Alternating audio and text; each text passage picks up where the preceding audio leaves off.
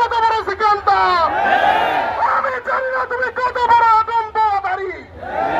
আমি শুধু এতটুকু জানি, আমি হইতে পারি ফকির, আমি হইতে পারি গরিব, আমি হইতে পারি আদনা থেকে আদনা উম্মত, কিন্তু আমি আমার নবীর ইজ্জতের ব্যাপারে কোনো আপোষ করব না। ইকুরিয়ার মাটি, কেরানীগঞ্জের মাটি এই ইফতিকার অনিক নামক কুলাঙ্গারের জবানের কারণে নষ্ট হয়ে গেছে, অভিশপ্ত হয়ে গেছে। এই অভিশপ্ত জমিনকে অভিশপ্ত রাখা যাবে না। এই অভিশপ্ত জমিনকে এই অনিক নামক কুলাঙ্গারের ফাঁসির মাধ্যমে পবিত্র করতে হবে। বিএনপির ভাইদেরকে বলতে চাই, আওয়ামী লীগের আমলে আওয়ামী লীগ ছিল নাস্তিকদের আন্ডারডগ, নাস্তিকরা ছিল আওয়ামী লীগের আন্ডারডগ, নাস্তিক ছিল তাদের গডফাদার। আপনারা এই পথে পা বাড়ায়েন না, নাস্তিকের সহযোগী হয়েন না। এই মুহূর্তে আপনাদের সম্মুখে কোন আক্রমণ করব না, এটা ইসলাম সমর্থন করে না। আমরা ভদ্রভাবে এবং থানাতে আমরা কোন ধরনের থানার উপরে আমরা কোন আক্রমণ করব না ইনশাআল্লাহ।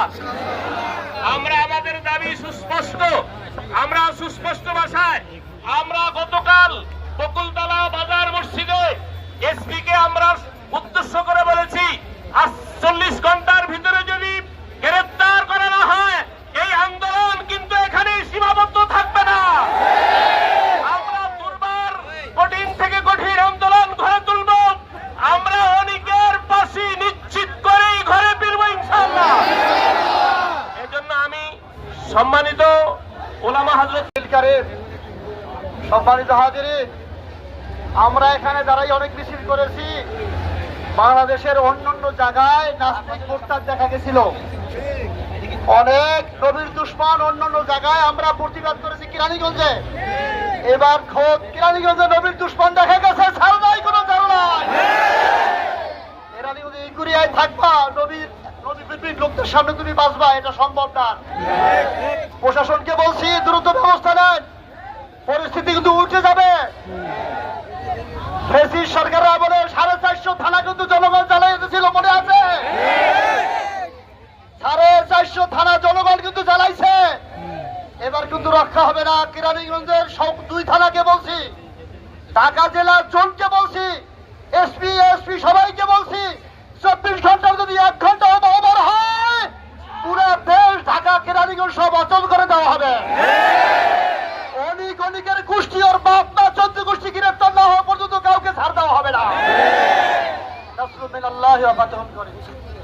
রাসূল নামে একটি উপন্যাস তৈরি করা হয়েছিল, কোন তৌহিদি জনতা নয়, একজন কাঠ মিস্ত্রি ওই রঙ্গিলা রসুলের নির্মিতাকে দুনিয়া থেকে বিদায় করে দেওয়া দিয়েছে। আমি বলতে চাই প্রশাসনকে দায়িত্বহীন ভাবে অনেক ইঁদুর বিড়াল খেলেছেন, কোন নবীর দুশমনকে চূড়ান্ত শাস্তি দেন নাই। এবার আমরা বলতে চাই, যদি নবীর দুশমনকে গ্রেফতার করা না হয় এবং যদি শাস্তির বিধান করা না হয়, এখানে যত জনতা দেখেন এক একটা ইলমুদ্দিন হয়ে নিজ হাতে আইন তুলে নিবে। নাসরুম মিনাল্লাহ ওয়া ফাতহুন করিব ওয়া বাশশিরিল মুমিনিন।